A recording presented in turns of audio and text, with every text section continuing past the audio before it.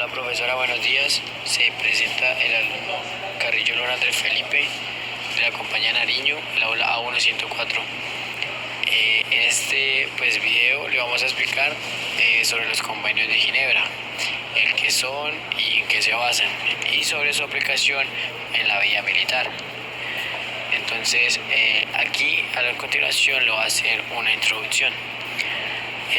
Entendemos por los tratados o convenios de Ginebra que son protocolos internacionales que contienen las principales normas destinadas a limitar la barbarie de la guerra, protegen a las personas que no participan en la hostilidad, como civiles, personal sanatorio, miembros de organizaciones humanitarias, y a los que ya no pueden seguir participando en los combates, como los heridos, los enfermos, los naufragios, los prisioneros de guerra, etc. Entonces tenemos el primer convenio de Ginebra, que nos dice que convenio de Ginebra del 12 de agosto de 1949 para aliviar la suerte que corren los heridos y los enfermos de las fuerzas armadas en campaña. Entonces, esto nos dice que este convenio es la versión actualizada del convenio de Ginebra sobre los combates con los combatientes heridos y enfermos, posterior a los textos adoptados en 1864, 1906 y 1929. Consta de 64 artículos que establecen que deben prestar protección a los heridos y los enfermos, pero también al proceso y a quienes elaboran el mismo.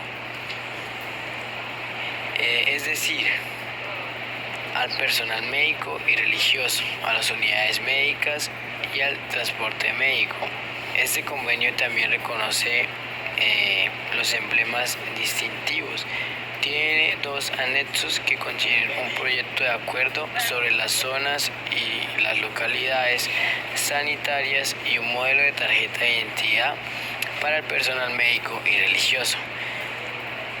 La aplicabilidad en la vía militar o en el ámbito militar es que, teniendo en cuenta que como suboficiales del Ejército Nacional de Colombia, parte de mis funciones principales y fundamentales es velar por el bien colectivo y mantener bajo control mediante vigilancia el equipo militar. Este tratado o convenio aclara y establece que la salud del herido o enfermo es sumamente valiosa, por ende debe ser tomado en cuenta en cada una de las estrategias y los planes que se lleven a cabo bajo la supervisión del suboficial a cargo.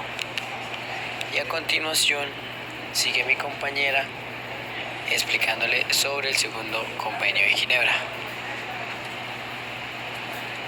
Buenos días, profesora. Se presenta la alumna Arismendi y yo le vengo a hablar sobre el segundo convenio de Ginebra del 12 de agosto de 1949. Ese convenio reemplazó el convenio de La Haya de 1907 para la adaptación a la guerra marítima de los principios del convenio de Ginebra de 1864. Retoma las disposiciones del primer convenio de Ginebra en cuanto a su contenido y su estructura. Consta de 63 artículos aplicables específicamente a la guerra marítima. Por ejemplo, protege a los buques hospitales, tiene un anexo que contiene un modelo de tarjeta de identidad para el personal médico y religioso. También deben ser tratados con respeto y darle la debida atención que se merecen por su estado y de ser parte de las Fuerzas Armadas enemigas. Se tratará como uno propio.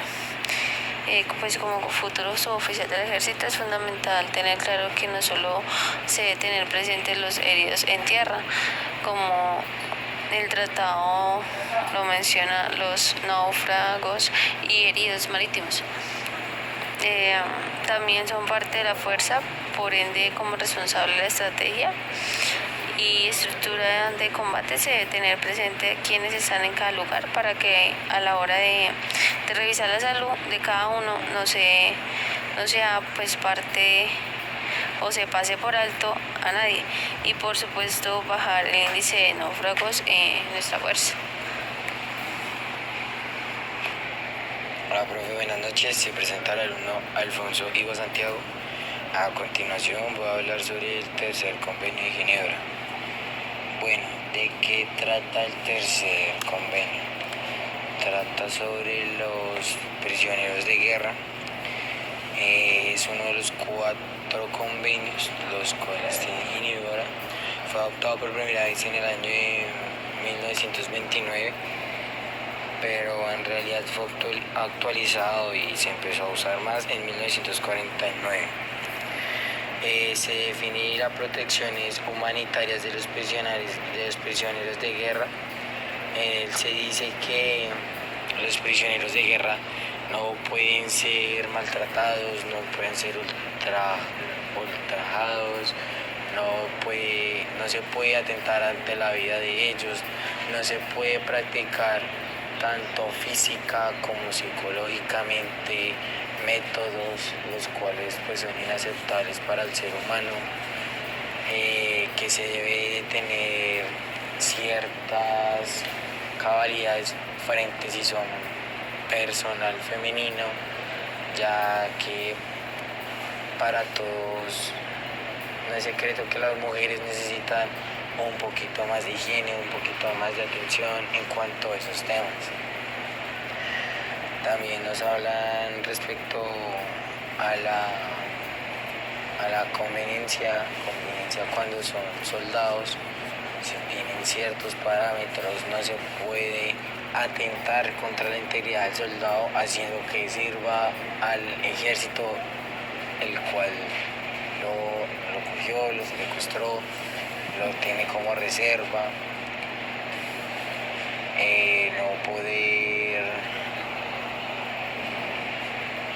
No poder ultrajar a la femenina, siempre tener la perspectiva de que un tratado es el hombre, otro tratado es la mujer.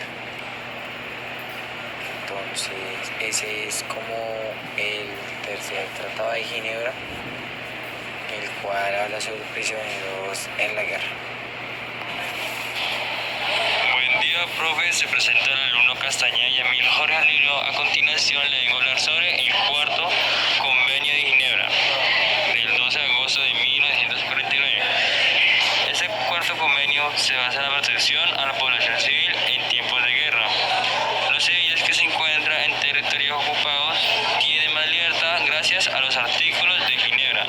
A continuación hablaré sobre uno de ellos. Los artículos más relevantes del cuarto convenio de Ginebra son el artículo 3 y 32, que se prohíbe cualquier delito en contra de los derechos humanos, como discriminación y otros.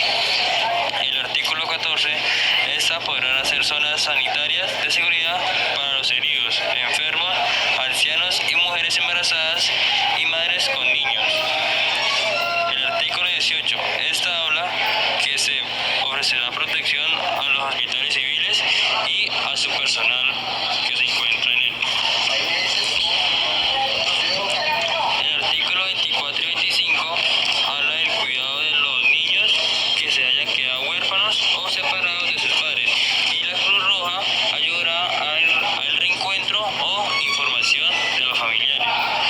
El artículo 27, ese artículo habla que se deben respetar la seguridad y el honor de los derechos familiares y las prácticas religiosas y costumbres de los civiles. El artículo 33 y 34 habla que se prohíbe la destrucción indiscriminada de bienes y las tomas de rehenes. El artículo 40 no se podrá obligar al personal civil a cumplir obligaciones militares para una fuerza ocupacional. Y bueno, profe, ya como tal, esta fue nuestra exposición sobre lo que son los convenios de Ginebra. Esto es lo que pudimos entender sobre ellos. Espero que les haya gustado y haya sido de su agrado.